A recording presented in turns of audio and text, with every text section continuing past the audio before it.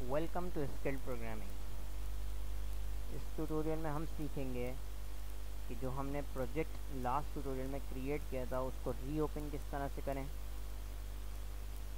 और different data types के variable किस तरह से इंस्टेंशिएट किए जाते हैं और किस तरह से डिक्लेयर किए जाते हैं।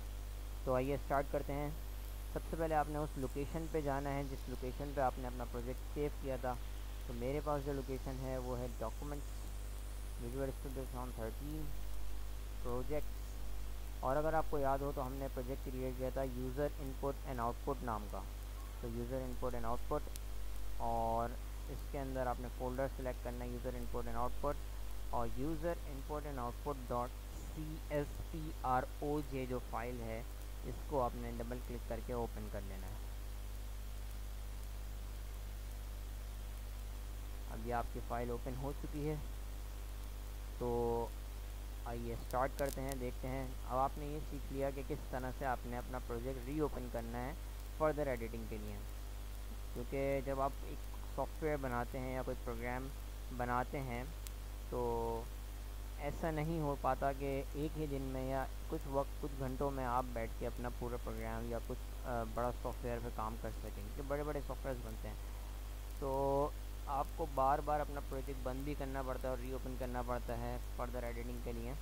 तो इसलिए आपको मैंने ये बताया कि किस तरह से आप अपना प्रोजेक्ट रीओपन कर सकते हैं। अब हम देखते हैं किस तरह से आपने डिफरेंट डेटा टाइप्स के वेरिएबल इंस्टेंशिएट करने हैं। सबसे पहले हम देखते हैं स्ट्रिंग डेटा टाइप, जो मैंने आपको बताई थी डेटा टाइप के ट्यूटोरियल में। स्ट्रिंग सबसे पहले आप क्या डिफाइन करते हैं कि किस डेटा टाइप का वेरिएबल है आपके पास, किस डेटा टाइप का वेरिएबल है। अब वेरिएबल के डेटा टाइप बताने के बाद आपने उस वेरिएबल का नाम देना होता है। तो आप नाम कुछ भी रख सकते हैं। मैंने रख दिया यहाँ पे ए, और फिर उसके बाद मैं क्या कर दूँगा, यहाँ पे लगा दूँगा टर्मिनेटर। ये मैंने आपको बताया था, सेमी कॉलन को टर्मिनेटर कहते हैं। अब ये क्या हुआ है, ये एक वेरिएबल इंस्टेंशिएट हो गया। अब ये डिक्लेयर नहीं हुआ। डिक्लेयर क्या मतलब है, डिक्लेयर मतलब इसको कोई वैल्यू असाइन कर देना। अभी ए के अंदर कोई वैल्यू नहीं है, ए एम्प्टी है। स्ट्रिंग टाइप का एक वेरिएबल है जो कि एम्प्टी है।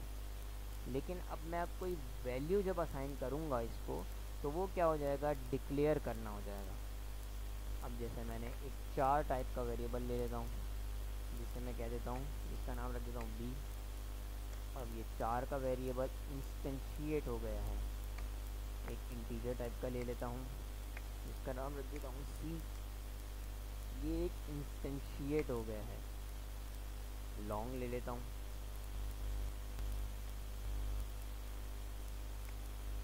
जिसका डी इंस्टेंशिएट हो गया है। Short e, u long, f, u short, g. और फर्दर जो भी डेटा टाइप्स हैं आप उनको इसी तरह से, जैसे डबल है, डबल, एच, फ्लोट, आई, ये सब आपने जितनी डेटा टाइप्स है सब आपने इंस्टेंशिएट कर ली। अब आती है इनको डिक्लेयर करने की बारी। तो स्ट्रिंग डेटा टाइप जब भी आप डिक्लेयर करेंगे तो आपने क्या उस वेरिएबल का नाम देना है, किस वेरिएबल को आप वैल्यू असाइन करने जा रहे हैं। डिक्लेयर करना मतलब उस वेरिएबल को वैल्यू असाइन करना। तो अब मैं ए वेरिएबल को वैल्यू असाइन करना चाहता हूँ, तो मैंने क्या करा, ए लिखा, इज़ इक्वल टू लगाया कि ए के अंदर ये वैल्यू असाइन हो जाए। क्या, अब ए आप देखें तो स्ट्रिंग टाइप का है। जब भी आप किसी स्ट्रिंग डेटा टाइप को वैल्यू असाइन करेंगे तो आपने क्या लगाने हैं, डबल कोटेशंस, और इसके अंदर अब जो भी आप टाइप करेंगे वो वैल्यू असाइन हो जाएगी ए को। मैंने लिखा स्किल्ड प्रोग्रामिंग। अब ये वैल्यू असाइन हो चुकी है ए को, और लास्ट में मैं लगा दूंगा टर्मिनेटर। इसी तरह अब मैं 4 वेरिएबल असाइन करूँगा। 4 अगर आपको डेटा टाइप याद हो तो ये सिंगल कैरेक्टर लेती है। तो मैंने लिखा b इज़ इक्वल टू, और 4 के लिए आप क्या करते हैं, सिंगल कोटेशंस लगेंगे। यहाँ पे स्ट्रिंग के लिए डबल कोटेशंस, 4 के लिए सिंगल कोटेशंस, और इसके अंदर आप जो भी लिखेंगे वो आप b को असाइन कर देंगे। मैंने लिखा m जो है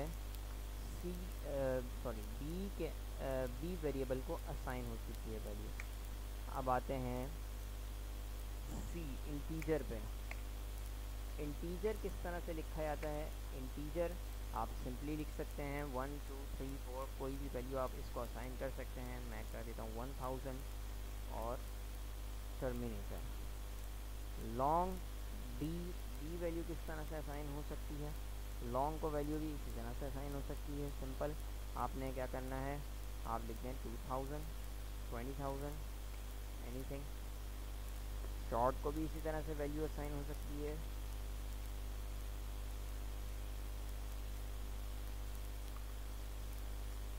और फर्दर जितनी भी है, double, float, you short, u long है, इन सबको वैल्यूज असाइन हो सकती हैं इसी तरह। लेकिन आपने क्या याद रखना है, इनकी डिफरेंट रेंजेस हैं इंटीजर की। Long, short, u long, u short, u short, इन सब की डिफरेंट डेटा रेंजेस हैं। ये जो उस रेंज के अंदर ये अपने अंदर वैल्यू स्टोर करते हैं। अगर उस रेंज से आप अबव वैल्यू देने की कोशिश करेंगे तो वो आपको एरर थ्रो कर देगा। प्रोग्राम आपका एरर, बग आ जाएगा आपके प्रोग्राम में, एरर थ्रो कर देगा।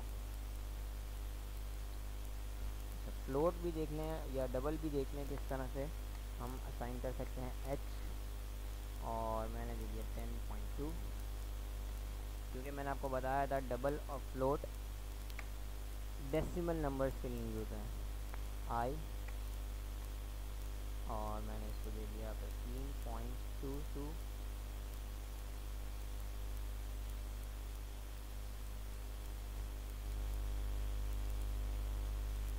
ये एरर इसलिए आ रहा है, जब भी आप फ्लोट देते हैं तो आप आखिर में लिखते हैं f, ताकि उससे पता लगे कि ये फ्लोट है। ठीक, अब आपको प्रिंट करना मैंने सिखाया है। अब आप इनको डिफरेंट लाइंस में प्रिंट करके आप देख सकते हैं। अब मैं सबसे पहले, अगर मुझे स्किल्ड प्रोग्रामिंग लिखा हुआ चाहिए तो मैं क्या करूँगा, मैं console.writeline, और क्या चीज़ प्रिंट करूँगा, मैं करूँगा ए को प्रिंट करूँगा। और फिर नेक्स्ट लाइन में मुझे चाहिए m लिखा हुआ आना चाहिए। 4 वेरिएबल जो मैंने 4 डिक्लेयर किया है, तो मैं यहाँ लिखूँगा b प्रिंट करा दूँगा। अब मुझे चाहिए c, तो मैं c प्रिंट करा दूँगा जो कि इंटीजर है। अब मुझे चाहिए d, तो d प्रिंट हो जाएगा। अब मैं करूँगा e, अब मैं e कर दिया प्रिंट। अब f और g मैंने अभी तक डिक्लेयर नहीं किया। अब देखते हैं कि f और g, अगर मैं यहाँ पे f या g में से किसी चीज़ को प्रिंट करता हूँ तो क्या होता है। देखें, ये एरर, रेड लाइन आपको एरर शो कर रही है। रेड लाइन आपको एरर शो कर रही है और बता रही है use of unassigned local variable.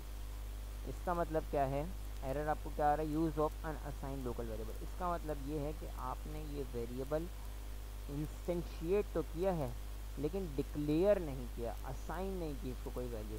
और जब तक आप वैल्यू असाइन नहीं करेंगे आप इसको प्रिंट नहीं कर सकते। अब अगर मैं h को प्रिंट करूं तो h प्रिंट हो जाएगा, और फिर मैं i प्रिंट करूं तो i भी इस तरह से आप प्रिंट कर पाएंगे। चले आए, अब इसको रन करके देखते हैं। रन करना मैंने आपको सिखाया था, डीबग में जाके स्टार्ट विदाउट डीबगिंग या फिर Ctrl+F5 करेंगे तो आपका प्रोग्राम रन हो जाएगा। अब देखें, यहाँ पे जिस ऑर्डर में मैंने यहाँ पे इनको वैल्यू असाइन की है उसी ऑर्डर में मैंने प्रिंट करा है और उसी ऑर्डर में आपको स्क्रीन पे भी शो हो रहा है। देखें, स्किल्ड प्रोग्रामिंग M 1000 20,000 400 10.2 15.22। ठीक है, तो आई होप आपको समझ में आ गया होगा किस तरह से आप वेरिएबल्स इंस्टेंशिएट कर सकते हैं और किस तरह से आप वेरिएबल्स को डिक्लेयर कर सकते हैं। Thank you for watching this video. Please subscribe to my channel and like this video. Bye bye.